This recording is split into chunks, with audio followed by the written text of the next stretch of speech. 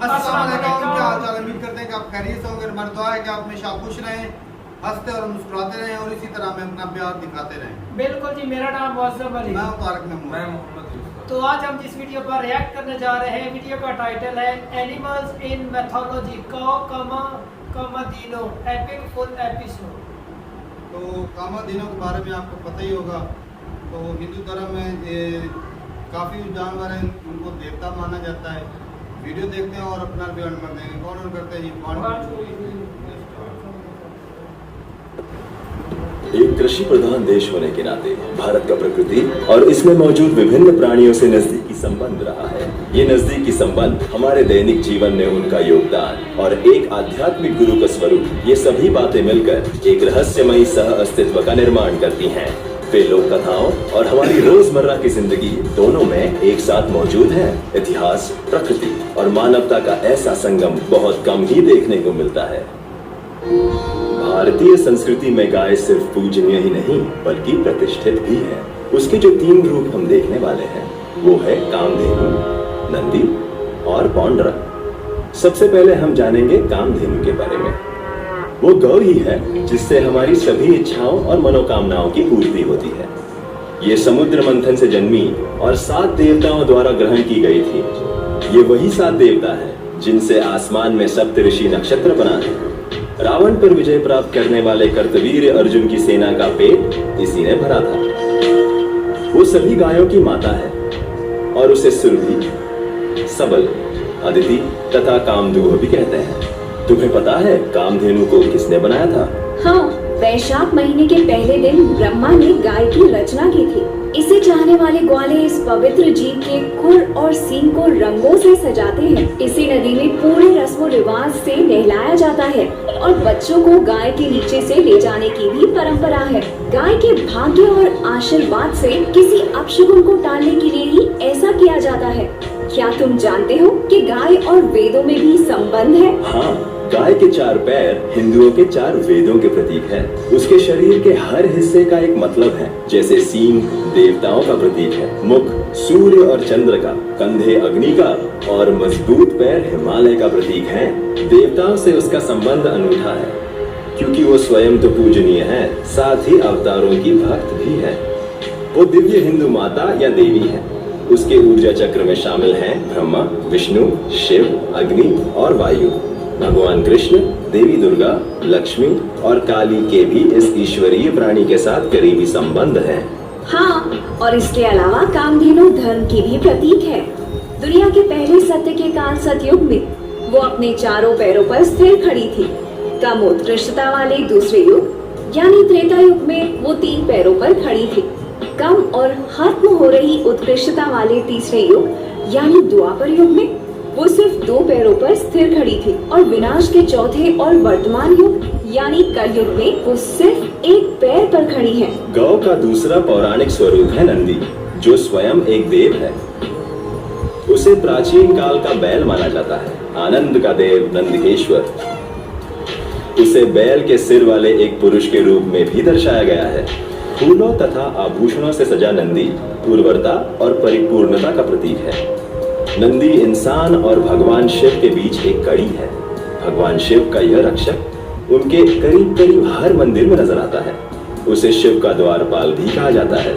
देवों और असुरों ने साथ मिलकर अमृत के लिए समुद्र मंथन किया, लेकिन मंथन के बाद सबसे पहले जो उनके हाथ लगा वो था हलाहल विष।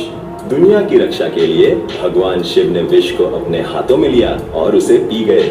अब शिव के पास खड़ी देवी पार्वती ने उनके गले को कसकर पकड़ लिया, जिससे विष गले के नीचे उतर न सका। और इसीलिए उन्हें नीलकंठ कहते हैं ना? हाँ बिल्कुल, लेकिन थोड़ा सा हलाहल शिव के हाथों से छलककर जमीन पर गिर गया। अपने स्वामी को हलाहल पीता देखकर नंदी ने भी गिरा हुआ हलाहल पी लिया। नंदी की इस हरकत पर सभी देव हैरान रह गए। भगवान शिव देवता थे और उनकी रक्षा के लिए उनके साथ देवी पार्वती थी, इसलिए उन्हें कुछ नहीं हुआ। लेकिन आश्चर्य की बात यह थी कि नंदी को भी कुछ नहीं हुआ। हैरान खड़े देवों को देखकर शिव मुस्कुराए और कहा, नंदी मेरा सबसे बड़ा भक्त है, मेरी सारी शक्तियाँ उसकी भी हैं और पार्वती की सुरक्षा उस तक भी जरूर पहुँचेगी। हिंदू पौराणिक कथाओं के अनुसार नंदी 18 स्वामियों का गुरु है, जिनमें योग सूत्र लिखने वाले महर्षि पतंजलि भी शामिल है। योगिक नजरिए से देखें तो नंदी भगवान शिव के प्रति समर्पित मन है, वो शिव जो संपूर्ण है। दूसरे शब्दों में, प्रकाश को समझने और ग्रहण करने के लिए जरूरी अनुभव और ज्ञान ही नंदी है, और वो हमारे अंदर का गुरु है। पता है उसका जन्म कैसे हुआ? पौराणिक कथाओं के अनुसार माना जाता है कि प्रजापति ब्रह्मा ने शिव को नंदी बैल दिया। एक मान्यता ये भी है कि उन्होंने स्वयं धर्म के प्रतीक स्वरूप बैल का रूप धारण कर लिया और मृत आत्माओं की मुक्ति के लिए मृत्यु के दूसरी ओर खड़े हो गए। अच्छा, तो क्या यही है मृत्यु के देवता, यम का वाहन? नहीं, वो तो पौंड्रक है, एक काला भैंसा और गौ का तीसरा स्वरूप। माना जाता है कि पौंड्रक का जन्म रुद्र की जांघ से हुआ था, जो शिव का ही एक स्वरूप है। पौंड्रक का काला रंग उस अनजान दुनिया का प्रतीक है जहाँ इंसान अपनी मृत्यु के बाद जाता है। ऐसा माना जाता है कि भैंस सबसे नासमझ प्राणियों में से एक है। मृत्यु भी नासमझ की तरह आकर हमारे प्राण ले जाती है, उम्र, हैसियत, धर्म या अन्य सामाजिक मापदंड को देखे बगैर। प्राचीन काल से ही भारत में पशु पक्षियों की इतनी अहमियत रही है कि हमने उन्हें न सिर्फ दिल से चाहा, बल्कि पूजनीय भी बना दिया।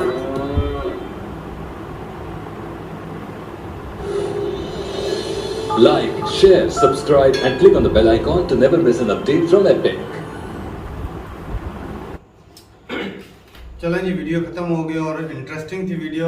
और इस वीडियो में तो हिंदी जो थी वो काफ़ी स्ट्रांग थी, मतलब कुछ वर्ड ऐसे थे कि जो भाई हमें समझ नहीं आया बिल्कुल। और बाकी जो हमें समझ लगी कि वो नंदी जो कामादीनो, वो गाय की, सारी गाय की माता है। तो जब महाभारत हुई थी तो जो आर्मी लड़ी थी अर्जुन की तरफ से, उनका पेट इसने अपने दूध से भरा। तो भाई सवाल ये मेरा है कि वो मतलब एक ही गाय से वो जो सारी आर्मी थी उसने दूध पिया था, या फिर काफी गायें जो थी उन्होंने मिलके मतलब बहुत सारी गाय का दूध जो है इकट्ठा करके वो पेट भरा था, या फिर एक ही गाय ने सारा वो दूध दिया था? क्योंकि जंग जो थी वो महाभारत काफी बड़े पैमाने पर हुई थी, तो साफ ज़ाहिर है जो जिन लोगों ने दूध पिया था वो भी काफी ज्यादा थे। सही।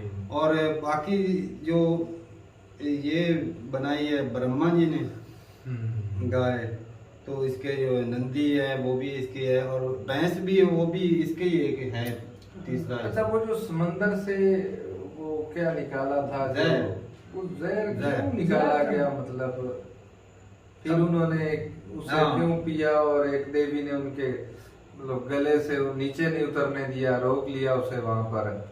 पीते तो शायद उनकी डेथ हो जाती, पर नहीं पिया आगे जाने दी। तो फिर वो कामादीनो ने तो पी लिया था, उसकी तो नहीं, वो थोड़ी मिकदार में था। अच्छा, तो उनकी भी देवता थे वो करने वाले, रक्षा करने वाले थे। और बाकी इसके जो पैर होते हैं कामादीनों के, जो गाय के पैर होते हैं, वो 4 वेद होते हैं। अब वेद जो है ऋग्वेद, यजुर्वेद, अथर्ववेद, एक चौथा मुझे याद नहीं भाई। और गाय जो है वो के सींग जो है वो देवता का होते हैं, वो कुछ मिसाल दी देवता का समान प्रतीक। तो भाई साहब मतलब गाय जो है हिंदू धर्म में बहुत इम्पोर्टेंस रखती है, एक देवी के रूप में माना जाता है। तो मैं तभी, लेकिन तारक भाई दूसरे भी इतने बड़े जानवर दिखाए गए हैं, वो भी लेकिन गाय से कम ही होगी उसकी सम्मान किया जाएगा। ये भी है कि सभी को एक लेवल पर ही रखते हैं। नहीं, एक लेवल नहीं, हर चीज का हर अपना दर्जा होता है। तो देख लो हिंदू धर्म में गाय को वैसे भी बहुत ज्यादा मान्यता दी जाती है अक्सर। तो मुझे भाई आज सही पता चला कि गाय को इतना ज़्यादा इम्पोर्टेंस क्यों दी जाती है हिंदू धर्म में। और जो मतलब उधर जो मुस्लिम गाय काटते हैं इंडिया में, तो आप लोगों को दुख क्यों लगता है? तो भाई आप लोगों का जो बिलीफ है उस हिसाब से देखा जाए तो भाई आप सही हो, और जो उधर मुसलमान करते हैं वो रॉन्ग है।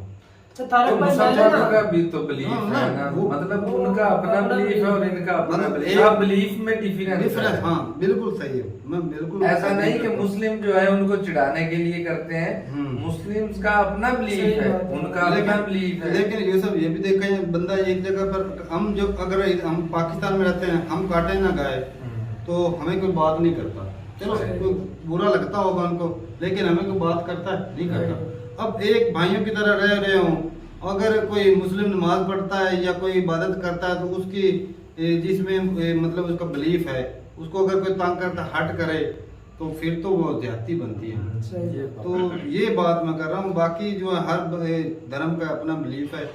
और बाकी जो विष पिया था जी, अच्छा मुझे आज पता चला कि जो वो क्या नीलकंठ कहते थे वो उनको भगवान उसकी वजह से हो गया, उनका वो कलर ऐसा हो गया। जहर पीने की वजह से रंग जो था वो नीला हो गया।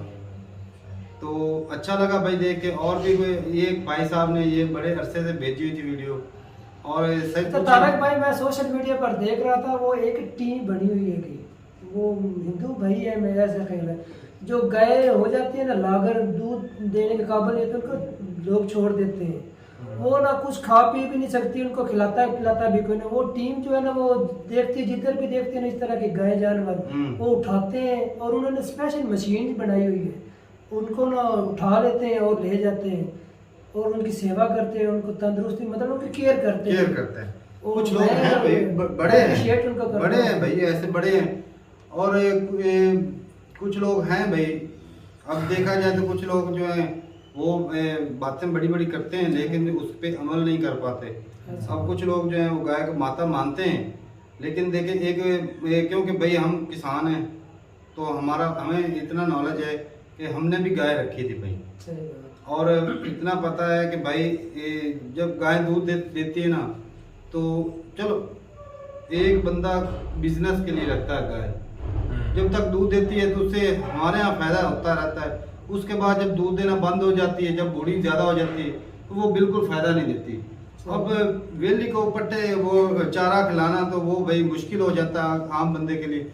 एक बंदा वो अगर इसी तरह रखता रहे तो उसके पास 10-20 हो जाए तो इतनी उसके पास जमीन ना हो तो वो अपना पेट पालेगा या गाय का पालेगा। सही बात है। तो ये ऐसा हो जाता है। लेकिन एक और बात तारो, जो भैंस होती है वो कमर सा दूध देती है, हाँ। और जैसे गाय है ना ये स्पेशल क्वालिटी, गाय बाकी ज्यादा इतनी देर तक बर्थ नहीं ना करती, उतनी देर तक ये दूध देती रहती है, इसकी एक ये क्वालिटी है। हम भी बहुत शौक से इसे रखते हैं, बजाय भैंसों के ना हम अब इसको प्रेफर ज्यादा और करते हैं। एक और बात भाई कुछ हाँ, भैंसों को भाई बेवकूफ जानवर माना जाता है क्योंकि वो कीचड़ में ऐसे लेटती हैं ना भाई, और गाय जो है वो अगर गीली जगह हो तो भाई सारी रात ऐसे खड़े रहेगी, बैठेगी नहीं। साफ सुथरा सफाई सफाई जानवर है। और बाकी भाई अच्छी लगी देख के वीडियो, और अपने अपने बिलीफ की कदर करनी चाहिए भाई। सही बात। और भाई हम भी रिस्पेक्ट करते हैं और हक बनता है कि दूसरे के धर्म की जो अच्छा, belief ये है। जो मतलब देवता दिखाए गए हैं, हाँ। ये इन्हें गॉड नहीं मानते हैं, गॉड इनके ऊपर है। शिव और विष्णु उनको मेन जो है भगवान जो है उनके शिव हो गए, बाकी अवतार है ना दूसरे, श्री कृष्ण हो गए, श्री राम हो गए, ये भगवान के अवतार हैं। अच्छा, अवतार मतलब साथी।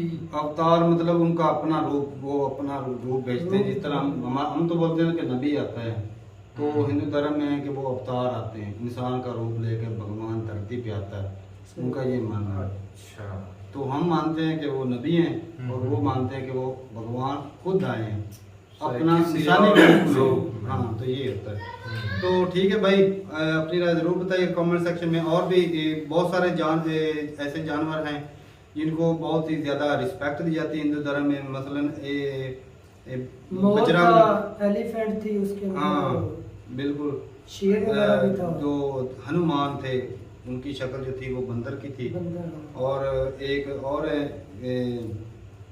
हाँ, एक वरा है, वो भगवान के तीसरे अवतार थे, अच्छा और विष्णु के मेरे ख्याल में, और उनकी शक्ल जो थी वो सूअर की शक्ल थी।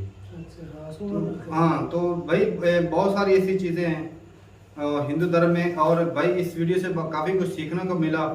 लेकिन हाँ, ये जो नदी कामदिनों दिखाई गई, इसमें जो उसके पर भी थे, हाँ पर भी थे, और ये अजीब लगा हमें लेकिन हो सकता है भाई, ऊपर वाले के पास पावर होती है, सब कुछ कर सकता है। सही है। तो ठीक है भाई, मिलते नहीं वीडियो के साथ, तब तक के लिए इजाजत दें। अल्लाह हाफ़िज़।